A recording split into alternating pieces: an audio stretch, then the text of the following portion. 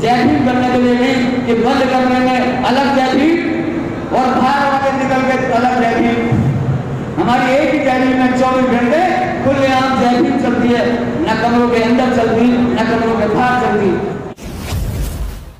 तख्त बदल दो, काट बदल दो, ईमानों का दाग बदल दो, रोजी रोटी दे ना सके जो वो सरकार की कमी है, और बिजली पानी दे ना सके जो वो सरकार की कमी है, भाईचारा दे ना सके जो वो सरकार की कमी है, और जो सरकार की कमी है वो सरकार बदलनी है। क्योंकि आप यदि यहाँ पर चल कर आए हैं तो इसका मतलब ये है कि आप इस मिशन और मूवमेंट में जरूर आस्था रखते हैं। आपने अपना समय दिया है, आपने अपना धन भी लगाने का काम किया है, और समय सबसे कीमती चीज होती है। यदि कोई व्यक्ति किसी के लिए समय दे दे तो उससे बड़ी कोई चीज नहीं है। तो इसीलिए साथियों, हमारे महापुरुषों ने भी हमारे लिए समय लगाया। 108 साल का मूवमेंट इस देश के अंदर उन्होंने चलाया। 1848 से लेकर 1956 तक इस देश के अंदर हमारे महापुरुषों ने अपनी पूरी जिंदगी लगाकर, आज भी मैं यहाँ खड़ा हुआ हूँ, मेरे तन पर एक भी कपड़ा है, मेरी जुबान से एक भी शब्द निकलना तो मेरे बाप दादा की देन नहीं है, ये बाबा साहब डॉक्टर भीमराव अम्बेडकर जी की देन है। ये उन महापुरुषों की देन है जिन्होंने अपने बच्चों की परवाह नहीं की, अपनी बीवी की परवाह नहीं की, धारा के विपरीत काम कर आज हमें ऐसी शक्ल में ऐसे बढ़िया पोजीशन में बैठा दिया। मगर साथियों, आजादी के 74 साल बीत चुके, हमने उनको याद तो किया है मगर हमने उनकी बात को आज तक नहीं माना है, और जब तक हम उनकी बात को नहीं मानेंगे हमारा उद्धार इस देश के अंदर हो नहीं सकता। क्योंकि साथियों, इस समय जब बाबा साहब डॉक्टर भीमराव अम्बेडकर इस देश के अंदर हमारे लिए संघर्ष कर रहे थे तो लोगों ने तो यहाँ तक कह दिया था कि हमने सारे के दरवाजे बंद कर दिए हैं, हम देखेंगे कि पार्लियामेंट में अम्बेडकर कैसे घुसेगा। मगर धन्य चांडाल बिरादरी के लोग, धन्य मुस्लिम लोग, लीग के लोग, जिन्होंने बाबा साहब को जासूर और खुलना से जिताकर पार्लियामेंट के अंदर भेजने का काम किया, जिन्होंने साथ में चांडाल बिरादरी के लोगों का बहुत शुक्रिया अदा करता हूँ। मैं हमेशा जब भी अपनी मीटिंग मैं कहीं जाता हूँ तो उनको बोल के बिना नहीं रहता हूँ, क्योंकि साथियों, जो गुरुचंद हरिचंद ठाकुर जो चांडाल बिरादरी में पैदा हुए, जिन्होंने कहने का काम किया कि ते जाते राजा नहीं, ते जाते ताजा नहीं। जिस समाज का राजा नहीं होता वो समाज कभी ताजा नहीं हो सकता, खुशहाल नहीं हो सकता। और उन्होंने साथ एक बात और कही है कि जिसका डर नहीं उसका बल नहीं, और जिसका बल नहीं उसकी समस्या का हल नहीं। यदि अपनी समस्याओं का हल निकालना है तो इस देश के अंदर रजवाड़ों की सरकारें चलती थी, आज देश के अंदर पूंजीवादियों की सरकार चलती है। जब हम लोगों ने चक्का मांगकर देश के अंदर मूवमेंट चलाने का काम किया तो साथ हमने रजवाड़ों को दूसरे नंबर पहुंचाने का काम किया, तो आज रजवाड़े और देश के पूंजीपति इकट्ठे हो गए, आज साथ उनकी सरकार चलती है। जो ये कहने का काम करते हैं कि हम देश के अंदर हिंदू राष्ट्र बनाएंगे, मगर साथ में हिंदू राष्ट्र बन गया तो आप सोच लेना आपके मुंह पर हंडिया और पीछे आपको झाड़ू लग जाएगी। आप तैयार रहना कि आप इस देश के अंदर जो आज राष्ट्र पार्टी है जिसे मानव कांशीराम साहब और बहन कुमारी बाई ने बड़ी मेहनत और मुशक्कत से बनाकर आज साथ पूंजीपतियों की ओर इस देश के रजवाड़ों को टक्कर लेने का काम किया है। यदि पूंजीपति नंबर 1 पर है, रजवाड़े दूसरे नंबर में है, तो बहुजन समाज पार्टी के देश के अंदर वोट के आधार पर भी और रिजल्ट के भी आधार पर तीसरे नंबर की पार्टी है या नहीं है। यदि ऐसी पार्टी को आप नुकसान पहुंचाने का काम करेंगे तो साथियों, आपको गुलाम बनाने से कोई देश के अंदर रोक नहीं पाएगा। मैं दावे के साथ बात करता हूं कि साथियों, देश के अंदर मानव कांशीराम साहब ने मूवमेंट चलाया था। मानव कांशीराम साहब का मूवमेंट था, जिस मूवमेंट से हम सत्ता के गलियारे तक पहुंचेंगे, और आपने जिंदगी में एक बार नहीं, 2 बार नहीं, 3 बार सरकार बनाकर देश के सबसे बड़े प्रदेश उत्तर प्रदेश की मुखिया वहां पर बहन कुमारी बाई जी को वहां पर 3 बार मुख्यमंत्री बनाने का अपने रहते रहते किया तो नहीं किया। और साथियों, उन्होंने जो काम किया इस देश की 74 साल की राजनीति में कोई भी मुख्यमंत्री इस देश के अंदर नहीं कर पाया। और एक बाबा साहब को मानने वाले लोग जो आज जिससे भी बात करते हैं कपड़े फाड़ कर बात करता है, चौड़ी छाती करके बात करता है कि मुझसे बड़ा कोई अम्बेडकर वाली नहीं है। और यदि बाबा साहब की बात करते हैं तो बाबा साहब ने तो इस देश के अंदर हमें वन वैल्यू इस देश के अंदर वोट का अधिकार देके गए थे। किस वोट से जब देश का संविधान दे रहे थे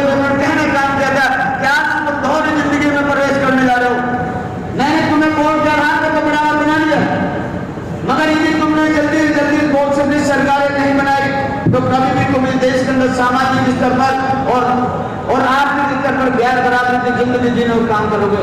तो साथियों, आज 74 साल के आजादी के बाद किसी भी नेता ने इस बात को नहीं समझा। मात्र मानव कांशीराम साहब और बहन कुमारी नायडू ने उनकी बात को माना और साथियों, देश के अंदर अपने वोट के आधार पर, अपने बलबूते पे चलकर, अपने पैरों पर खड़े होकर इस समाज को ना मिटने वाला समाज बनाकर, साथियों अपने पैरों पर खड़े होकर इस देश के सबसे बड़े प्रदेश में 3 बार सरकार बनाकर जीते जी गए और उसके बाद चौथी बार बहन कुमारी नायडू ने एब्सोल्यूट मेजॉरिटी की सरकार आप लोगों के बीच में बना के दिखाई नहीं दिखाई। और जो काम किए वो किसी से छुपे नहीं है। जो काम ने 50 साल में जब बाबा साहब ने दे थे कि अभी गाने के माध्यम से भी हमारे साथी ने बताने का काम किया कि ये वो इसके चवन्नी भर के भी मेंबर मत बनना, ये वो जल्द का जहाज है, जो भी बैठेगा भस्म हो जाएगा। तो साथियों, हमारे लोगों ने बाबा साहब की बात को नहीं माना। उन्होंने कांग्रेस की देश के अंदर एक छत्र 50 साल तक राजपाट चलवाया नहीं चलवाया, 50 साल तक राजपाट चलवाया और साथियों उन्होंने बाबा साहब की बात को नहीं माना। मगर साथियों, हमारे नेता कांशीराम साहब और हमारी नेता बहन कुमारी नायडू ने इस बात को माना और 3 बार 4 बार अपनी सरकार बनाकर उत्तर प्रदेश देश के सबसे बड़े प्रदेश में चमत्कार को करके दिखाया। और जब सरकार बनी तो साथियों उनका सामाजिक स्तर भी बढ़ा। उन्होंने फिर बहुजन समाज की बात की, सर्वजन समाज की बात की। तो साथियों, सभी समाज के लोगों ने उनका सम्मान करने का काम किया और आज हर जाति का नेता हमारी पार्टी के अंदर विद्यमान है, हमारी पार्टी में काम करता नजर आता है। हमारे लोगों को तो तीस भी होती है यार ये जाति क्यों। तो मैं तो उनसे पूछता हूँ कि चलो, हमेशा हमारे सतीश चंद्र मिश्रा जी पे उंगली लोग उठाते हैं, तो मैं तो उनसे पूछता हूँ कि चलो भाई यदि एक आदमी हमारी पार्टी में है तो यदि विरोधियों की पार्टी में रामविलास पासवान काम करता है तो तुम लोग क्यों नहीं क्वेश्चन उठाते? राम काम करता है, तुम क्यों नहीं सवाल उठाते? और उदित राज काम करता है, तुम क्यों नहीं सवाल उठाते? क्या किसी ने वहां पर उनका विरोध किया? क्योंकि उन्हें पता है कि राजनीति में एक आदमी के बस का खेल नहीं है। एक समाज एक जाति से कभी कोई सत्ता का आसीन नहीं हो सकता। तो साथियों, उन्होंने उस चमत्कार को करके दिखाया, यानी सामाजिक स्तर भी आपका बढ़ा, आपने बराबरी का दर्जा पाया और उसके बाद उन्होंने आर्थिक स्तर पर भी अपनी विजय पाई। हमारी नेता ने 125 करोड़ की प्रॉपर्टी शो की। लोग जिससे भी बात करते हैं कि चंदा मांगने के लिए गए तो लोग कहते हैं मायावती के पैसे क्या कमी है, मायावती के पास तो बहुत पैसा है। तो साथियों, मैं उनसे पूछना चाहता हूं कि हमने कितनी सरकार चलाई है? 4.5 महीने, 6 महीने, 15 महीने, 5 साल, कितने हो? मात्र 7 साल हमने सरकार चलाई। यदि 7 साल में हमारे पास इतना पैसा है तो जिन लोगों की 74 साल तुमने सरकार चलाई उनके पास कितना पैसा हो उसका भी हिसाब बनाने का काम आपको करना चाहिए या नहीं करना चाहिए? और 125 करोड़ की प्रॉपर्टी शो की तो आज उसकी कीमत बढ़ी है, तो आज 650 करोड़ की वो प्रॉपर्टी मतलब बैठती है। और हमारे लोग जो बहन जी का जन्मदिन आता है तो उसे फेसबुक पर डालकर नहीं आते, उसकी टिप्पणी करने लगते हैं। तो साथियों, इन रजवाड़ों से पूरी पदों से मुकाबला करना है तो बिना पैसे के साथियों कोई भी पार्टी नहीं चल सकती। और साथियों, हमने मुकाबला चंदा मांगे 1 नौकर 1 वोट से एक मुकाबला किया। और आज भी यदि आप कहें कि 1 नौकर 1 वोट मांगे तो 1 नौकर 1 वोट का जमाना नहीं है। उस समय तो हमारी 1 नौकर 1 वोट से सरकार बन गई, मगर आज की तारीख में 1 नोट से काम नहीं चलने वाला।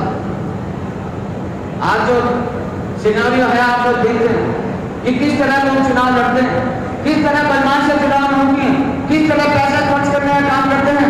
और ये दिल्ली देश के राजधानी में भी खामों का पार्टी बनी जिसका मैं कभी नाम लेने में पसंद नहीं करता। उस पार्टी में भी किसी ने पैदा करने का काम किया है। और आज हमारे इतने भगवान वहां पर हैं जो कहते हैं हम बाबा साहब को मानने का काम करते हैं। आज उसी यहाँ के नेता ने उन्हें सबको उत्तर प्रदेश में भेज दिया कि जाओ राष्ट्रीय पार्टी को तुम लोग खत्म करके आओ। और लगे रहना भैया, मुन्ना भाई लगे रहना, हम भी लगे हैं, तुम भी लगे। 38 साल तो मुझे भी काम करते करते होंगे। ऐसा नहीं खरीदार मेरे पास नहीं आए होंगे, मैं तो उनसे सबसे सर्वोच्च पद पे रहा हूं और आज तक यहाँ पर सर्वोच्च पद पे हूं तो मेरे पास भी खरीदार आए होंगे। अरे कुत्ता बनना तो 1 सेकंड लगता है, गली में पटरा को डालना है। एमपी एमएलए बनना हमारा मकसद नहीं है। एमपी एमएलए हमारे कारण कितने बने, कितने निगम पास बने, कितने राज्यसभा में हैं, कितने एमएलसी बने उनसे जाकर पूछो, अपने यहाँ पर हाथ रख के बताएंगे कि हमने कितने काम किया और किन लोगों को बताना हम लोग यहाँ राज्यसभा में पहुंचे और हम एमएलसी बने और यहाँ विधायक और यहाँ निगम पार्षद बने। उनको बनाना मकसद। तो इसलिए साथियों ये मिशन मूवमेंट को समझने की जरूरत है। दूसरे के साथियों दूसरे के महल को उन्होंने हमारी दुर्नीति को छुपा लिया। जिस दुर्गंधी को कांतिलाल साहब बार बार जिक्र किया करते थे कि वो सत्ता की वो ताकत इसको छुपाना चाहते हैं। कभी इलेक्शन के मुद्दे पे, कभी किसी के अब यहाँ पानी फ्री और बिजली हाथ के चक्कर में छुपा लिए। जब आप लोग सत्ता के करीब पहुंच गए, जब हम लोगों ने मेहनत कर 14.6% यहाँ पर रिजल्ट लेकर आए और साथ उस समय यहाँ पर सारी पार्टियों की नींद पर हराम होगी। शीला दीक्षित 20 बार किसी का नाम लेके सोती थी, ये कौन मुसीबत आगे सीखी थी। मगर साथियों हमारे लोगों ने उसके बावजूद भी कुछ लोग ने टिकट भी कटवा लिए, 29 टिकट कटे, तब हमने 14% बोल दिए और यदि 29 टिकट नहीं करते तो 2008 के अंदर दिल्ली की सरकार को जल्दी कोई नया कलर लोग नहीं सकता था। मगर उसके बाद लोगों ने अपनी चाल चलनी शुरू की और हमारे लोगों को बदलाने का काम किया। आज उनकी 4 फोटो से आए वहां पर कहां घूम रहे हैं। कोई जैविक का मिशन चला रहा है, कोई जैविक के मतलब 3 करोड़ 5 लाख इकट्ठा आदमी इकट्ठा करने की बात करें। अरे जैविक तो पहले ही बोलते थे, आज कौन सी बड़ी बात करते। और उन्हीं लोगों को इकट्ठा करके एक देश के अंदर एक राष्ट्रीय पार्टी बन गई तो उसे खत्म करने में सारी ताकत लगा दी। बीजेपी ने भी लगा दिया, कांग्रेस ने भी लगा दिया और झाड़ू का पार्टी ने भी लगा दिया। मगर कुछ स्वाभिमानी लोग आज भी जितना है देश के अंदर और पहले भी स्वाभिमानों से देश के स्वाभिमानियों से देश का मूवमेंट चला है और आगे भी चलेगा। तो कितनी ताकत लगा देना, ये मूवमेंट ना खत्म हुआ है और ना खत्म होगा। ये महापुरुषों का मूवमेंट है। इन लोगों ने पूरी जिंदगी इनके बच्चे मतलब यहाँ कपड़ों के अभाव में हैं, इन्होंने अपने आप को नहीं देखा, इन्होंने हमारे जैसे लोग तक कपड़े मतलब पहनाए तो साथ ही उनके मूवमेंट को कोई खत्म नहीं कर पाए। और लोग कहते हैं कि मैं कांसीराम साहब का असली चेला हूं, मैं उसका उत्तराधिकारी हूं। अरे मैं 19 साल उनके साथ काम किया, मैंने आपको जिस शब्द में डाली मैं कांसीराम साहब का असली उत्तराधिकारी हूं। जिन्हें एक दिन काम नहीं किया वो कहता है कि मैं देश के अंदर कांसीराम साहब का उत्तराधिकारी हूं। लानत ऐसे लोगों पर। अरे देश के करीब कुछ जैसे आदमी के लिए हमारी नेता ने सबसे बड़ी कुर्सी को जाने काम किया है। जब सब्जीपुर कांड के पीछे बोल रही थी, जब पार्लियामेंट को उनको बोलने नहीं दिया, उन्होंने कहने काम किया कि लानत है मुझे ऐसी कुर्सी पर, यदि मैं अपने समाज की आवाज पर नहीं उठा पाई, मैं अपने मुद्दों पर नहीं रख पाई तो छोड़ती हूँ मैं ऐसी कुर्सी को, लात मारती हूँ ऐसी कुर्सी को, मैं ऐसी कुर्सी बैठने का अधिकारी नहीं और छोड़ दिया उन्होंने कुर्सी। यदि बाबा साहब के बाद किसी ने ऐसा तय करने का काम किया तो उसका नेता का नाम है बहन कुमारी मायावती। बहन कुमारी मायावती ऐसे नेता के लिए हम गद्दारी करें, ऐसे नेता के लिए हम गद्दारी के लिए काम करें तो लानत हमारी जवानियों पर, लानत हमारे काम करने पर। तो साथियों मैं तो चैलेंज करता हूं लोगों को, साथियों को, हम भी भारत सरकार में, मैं भारत सरकार में नौकरी करता था, 19 साल 2 महीने नौकरी की। नेता ने एक बार जब नौकरी छोड़ दे, एक सैलरी नहीं सोचा, 10% कमीशन खाली साइन करने का मिलता। दिल्ली के सबसे बड़े चोट बार नौकरी करने के ऐसा चाहते तो कितने भी कमा लेते। मगर साथियों जो लोग नालायक किस्म के लोग हैं, जो जिस प्रवृत्ति के लोग हैं उसी प्रवृत्ति का लोग सबको बताया कि बड़ा चोर है, पूरी दिल्ली खा गया, पूरी दिल्ली लपेट ली। और यदि दिल्ली लपेटने की बात है तो मेरी बीबी से जाकर पूछो, वो बड़ी टेंशन में रहती है। कितनी ठंडा आती है, सुबह निकलता है, रात को या तो खाने के लिए आता है या सोने के लिए आता है, ना कुछ करता है ना कुछ करता है। उसके चेहरे पर मतलब जाकर देखिए तो गुस्सा मतलब नजर आ जाएगा। मगर हमारे लोग बड़े बड़े लोगों को लगा लगा के हमारा, और मैं उनको भी धन्यवाद करता हूँ कि जहाँ सीधी नहीं पहुंच पाता वहां मेरे विरोधी मेरा प्रचार करते हैं तो मैं उनका भी धन्यवाद 24 घंटे करता हूँ कि धन्य तुम लोग कि भाई विरोधियों में भी मेरा नाम की चर्चा तुम रखते हो। तो इसलिए साथ मैं तो अपने मिशन मूवमेंट अपने नेता का इशारे पर काम करता हूँ। उन्होंने कहा एक विधानसभा में काम करना है तो एक विधानसभा में काम किया, उन्होंने कहा एक लोकसभा में काम करना है तो एक लोकसभा में काम किया, उन्होंने कहा इस प्रदेश में काम करना है तो इस प्रदेश में काम किया, उन्होंने कहा दूसरे प्रदेश में जाकर काम करना है तो दूसरे प्रदेश में जाकर काम किया। मैं अपने नेता के इशारे पर काम करने वाले हम लोग हैं, हमारी अपनी कोई चाहत नहीं, अपनी कोई इच्छा नहीं है। हमारी इच्छा यही है कि हम अपने समाज में, जिस समाज में हम लोग पैदा हुए, उसकी बेहतरी के लिए काम करना हमारी जिम्मेदारी होती है। हमारे लिए भी हमारे माँ बाप ने त्याग बलिदान किया है, तो हमारी भी ड्यूटी बनती है कि हम भी अपने जिंदगी कुछ ऐसा काम करके जाए, हमारे जिंदगी समाज तरक्की में जाए, आगे बढ़े।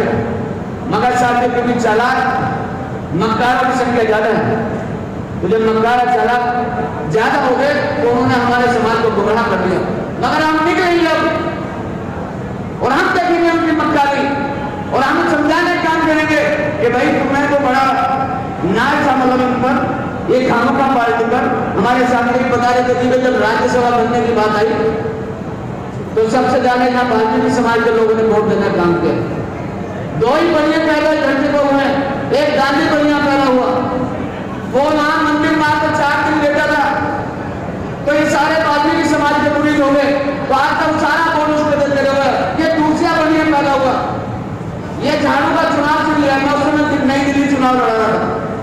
मैं अपने लोगों को समझाता था भाई ये बढ़िया है, हमारे लोग कहते थे कि साहब क्या बात करते हैं, ये बढ़िया नहीं है, हमारा हथियार हाथ में रखता है, हमारे झाड़ू को कौन हाथ लगाएगा। मैंने कभी पता लग जाएगा जल्दी तुम्हें, अगली बार जब सरकार बनी तो उन्हें कहने काम किया कि मैं बढ़िया का बैठा हूं, मैं बेकार का सौदा नहीं करता हूं, घाटे का सौदा नहीं करता हूं, तो उन्हें बताया काम किया कि मैं बढ़िया हूं। तो साथ उसने झाड़ू का चुनाव से लेकर मंदिर मार्ग पर जाने वाला लेटर था, उसने अपनी यात्रा शुरू कराई और सबसे ज्यादा सारा वाल्मीकि समाज और कांग्रेस का वोट था, वो सारा वोट देना एक खामोखा पार्टी में करा लिया। सारे मुस्लिम समाज के लोग वहां पर सारे झुग्गी झोपड़ी के, उस समय 1850 झुग्गी झोपड़ी होती थी, कांसी राम साहब ने कोई ऐसी झुग्गी झोपड़ी नहीं छोड़ी जहां नंगे पैर चल के नहीं गए हो, और झुग्गी झोपड़ी के लोग को दिल्ली प्रदेश का अध्यक्ष बनाया, 2 वाचक बनाए, महासचिव बनाए, सक्रिय टिकट झुग्गी झोपड़ी के लोगों को दिया। मगर साथ में 5000 से ज्यादा झुग्गी झोपड़ी के लोगों ने वोट नहीं दिया। मगर ये बढ़िया का बेटा ये झुग्गी झोपड़ी में नहीं गया, मगर सारा वोट ट्रांसफर हो गया। तो मैंने तो उससे कहा कि जो अब जब तुमने सरकार बना दी और माल खाने का नंबर आया तो तुम्हें ना तो तुम्हें वाल्मीकि समाज के लोग नजर आए, ना तुम्हें झुग्गी झोपड़ी के नजर आए, ना तुम्हें ये मुस्लिम समाज के लोग नजर आए। भाई हम तो मायावती जी के यहाँ पे तो ज्यादा सुना तो मायावती जी में वहां तो मिल ही जाएगा। चलो भाई हमने तो जब सब रैली ने उधर बनाए तो कितने राज्यसभा में ज्यादा समाज के बेटे की इतिहास का देश के इतिहास में बहुजन समाज पार्टी जा रहे, किसी ने भी मतलब ना एक जाति विशेष के लोगों को वहां भेजने का काम नहीं किया। मगर साहब के यहाँ पर इन लोगों ने क्या किया, इन्हें ना उस समय वाल्मीकि समाज का बेटा नजर आया, ना इन्हें मुस्लिम समाज का बेटा नजर आया, ना इनको झुग्गी झोपड़ी का बेटा नजर आया, इन्हें कौन नजर आया, 2 बनिए के बेटे नजर आए, एक ठाकुर का बेटा नजर आया, और इन्होंने उनको राज्यसभा भेज दिया। अब तुम बजाओ जुर्माना, तो तुम्हें कुछ नहीं मिलने वाला है। और जब एक मंत्री हमारा तुम्हारे पिछवाड़े पे हमारा बना हुआ है, लोग उसके खिलाफ यहाँ बोलने से भी डरते हैं। एक जमाना होता है कि मेरे पास टिकट मांगने के लिए आते थे, मगर आज वो मंत्री है, जब मंत्री है तो लोग उससे काम कराने के लिए जाते हैं, तो कहते हैं पावर नहीं है मेरे को, पावर लैस हूं मैं। फिर गाय के भी मंत्री बना बैठे तो पावर लैस है, तो फिर क्यों जैबीन बना रहा है, सिर्फ जैबीन बनाने के लिए मंत्री है। और एक जिसको तुमने ताकत भेजा लड़ाई को, जिसको हम लोगों ने तैयार किया, वो भी वहां बोल गया, उसे भी आपने ताकत भेज दिया। और देखेंगे हम लड़ाई सकड़ी आज उसके क्षेत्र में आगे पहली मीटिंग हमने की है, और ये सारे वकीलों को तोड़ दिया है कि भाई वकील भाई तुम ज्यादा गिरा करना जानते हो, तुम ज्यादा जांच कर सकते हो, ज्यादा टक्कर ले सकते हो। तो मैंने कहा चलो पहली दीवार वकीलों की खड़ी करेंगे। तो मैं धन्यवाद देता हूँ हमारे साथ जगदीश जी का, यहाँ जिन्होंने जो आयोजक कमेटी के सुनील कुमार एडवोकेट जी का, ये नौजवान साथियों इन्होंने एक लंबे कुछ दिनों 55 से ज्यादा साथ के बीच में इन लोगों ने प्रदेश कार्यालय में जाकर पार्टी एडवोकेटों ने पार्टी ज्वाइन की, और आज भी उन्हीं की बदौलत हम मंच पे खड़ा होकर बात कर रहे हैं। ये हमारा जितना फूलमाला सम्मान किया है, हमने हमारे मुख्यमंत्री बनाई है, तो इस पद के जिलाल हम लोग रखे।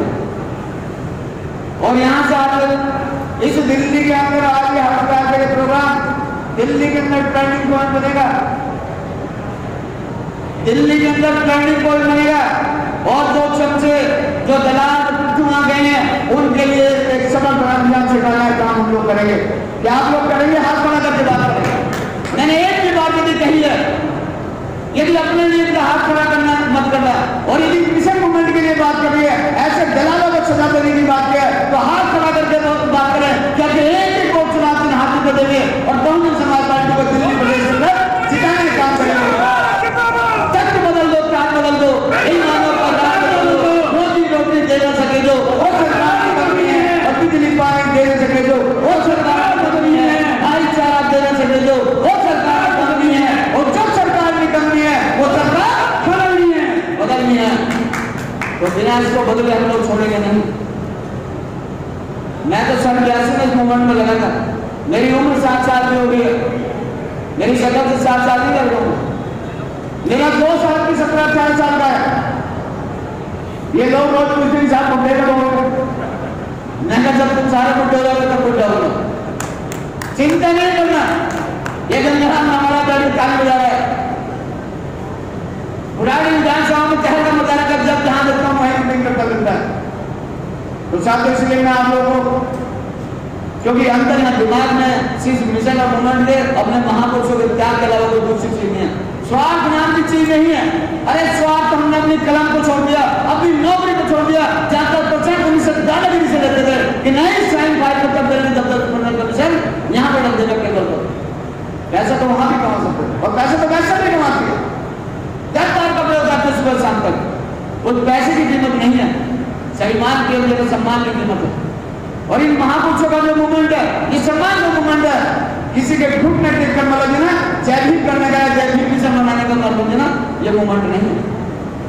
तो इसलिए साथियों मैं आप लोगों से ऐसे मौके पर अनुरोध करना चाहता हूँ कि आप सब लोग जो स्वाभिमानी लोग हैं, इस स्वाभिमान की परिभाषा को जो समझते हैं, तो साथियों को मिशन मूवमेंट के लिए तन मन धन देने का काम करेंगे। और जो चंदा देता नहीं वो चंदे का हिसाब मांगता है, काम से मांगता है, सब मेरे नहीं है।